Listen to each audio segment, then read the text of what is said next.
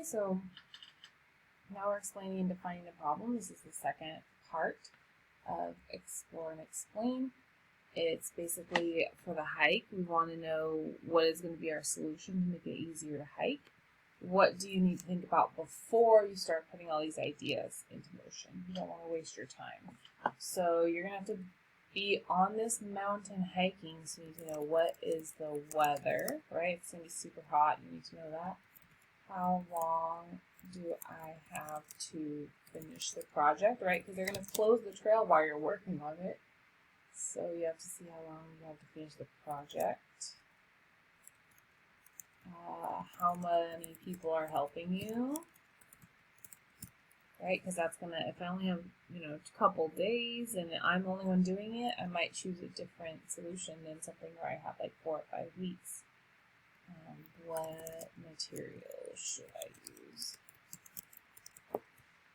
That's good. It's got 4 questions that you can suggest. Other ones are fine as well. What can you relate to building a path? Now this is to help you. Is it a criteria? Is it something you absolutely need?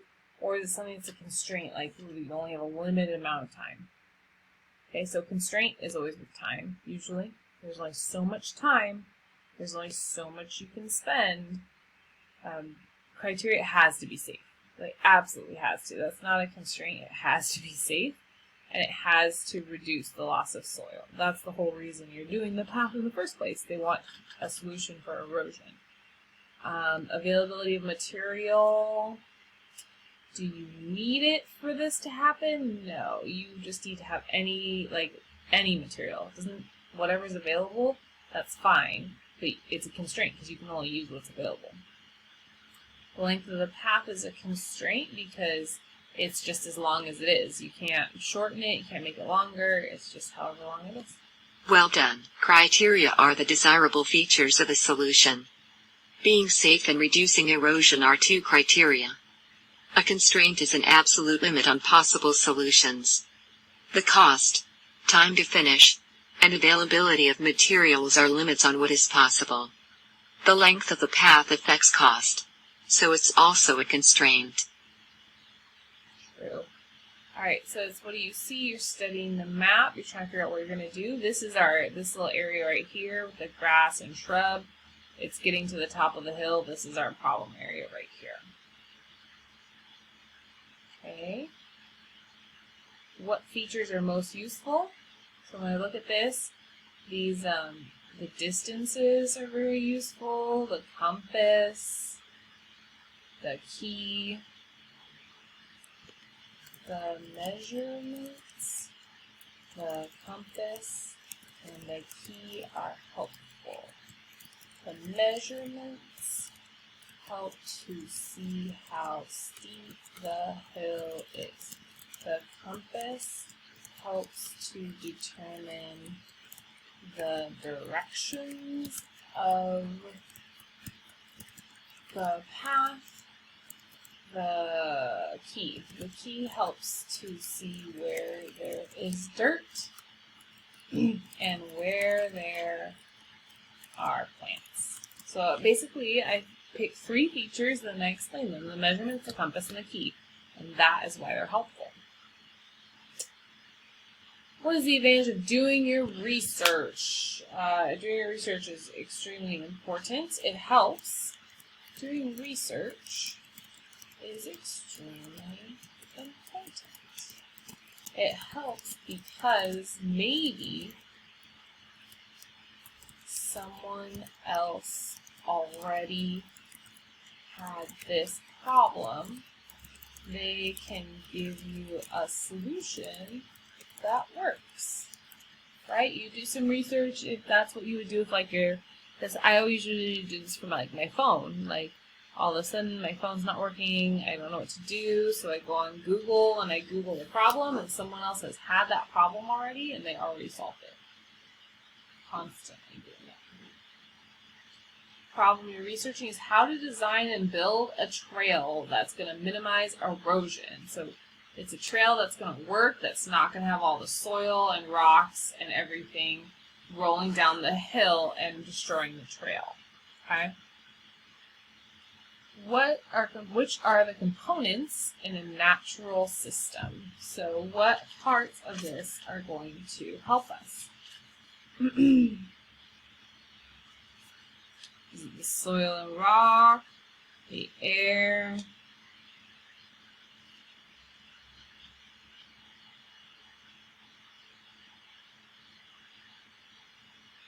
Okay, what is in the natural system? Soil and rock, yes. Water and air, that's all part of nature. People and trails, people are not part of nature. Bricks and pavers are not part of nature. Well done. Soil, air, rock, and water are part of the natural system. And how are we going to solve this erosion problem? Plants can be used to prevent erosion. Okay, so you can use plants. These rocks allow water to drain and seep into the ground. They also decrease the speed of flowing water, which can using straw bundles or mulch can also help prevent erosion. This keeps the soil moist. Moist soil erodes less easily than dry soil. Okay, so we have to decide, are we going to use plants, are we going to use rocks, are we going to use straw bundles? Using some form of barrier is also a good way to prevent erosion. A low wooden or concrete wall slows water flow. Slower flow erodes less soil. Okay, a barrier, although I don't want to bring concrete or wood up there, so I'm leaning more towards rocks or plants, because some of those are already up there. A drain channel allows the water to flow down the hill where you want it to instead of eroding its own path. True, but you have to lug all those up there, so I'm thinking plants Plants can be used to prevent erosion. What other feature in the erosion system might you need to think about in a park? So it's a park that people are at. So people will be hiking the trails. That means that I have to make sure that it is safe and kids can't hurt themselves on it. That's kind of why I also don't want to do these straw bundles and this drain here with like the concrete. A drain channel allows the water to flow down the hill where you want. Using straw bundles. The straw bundles and the concrete flow, a kid can definitely hurt themselves on it, right? But plants, not going to hurt. Rocks might hurt, so, and a concrete barrier might hurt. These rocks, so really, plants can be used to prevent erosion. Their roots hold soil and plants might be my solution. Okay. And kids can't hurt themselves on it. Background research, summarize what you learned. Okay. Use about erosion. Best form of erosion control. Alright. Surface, mulch, dust. Okay. How do you reduce erosion on steep slopes? Okay. Plants, grass, and shrubs. Build a terrace. Use the land. Okay, I like this. What are the best plants? Vetch, rye, and clover. Okay, so plants are the best option for erosion control. The suggestion is to use plants that have strong roots. Like, where are they? I'm going to say rye and clover because I don't know vetch, so I'm not going to use that because if the teacher asks me what is vetch, I don't know. So we'll say like clover and rye. Rye and clover. Alright.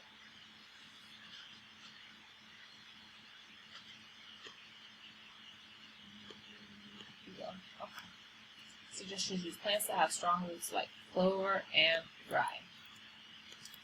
They are not expensive and they keep soil in its place. There we go. Alright. Now we're brainstorming, making a decision. I think we're going to use clover plates, but this one they want you to do a different decision first, okay? Before we say we want to use clover plants. Here's the different parts. Add up in the columns. Okay, so they already did warranty for you. Warranty is kind of important, but it's not more important than the safety of a bike, right? How important is the price of a bike? It's pretty important. It's like a 4. Is the color design important? Not so much, so we'll put a 1. Okay, and then when you're talking about bike A, what is the price? Is it really expensive? Is it really something that you want? Like, or is it way too expensive? So A is too expensive, B is the cheapest, and C is in the middle.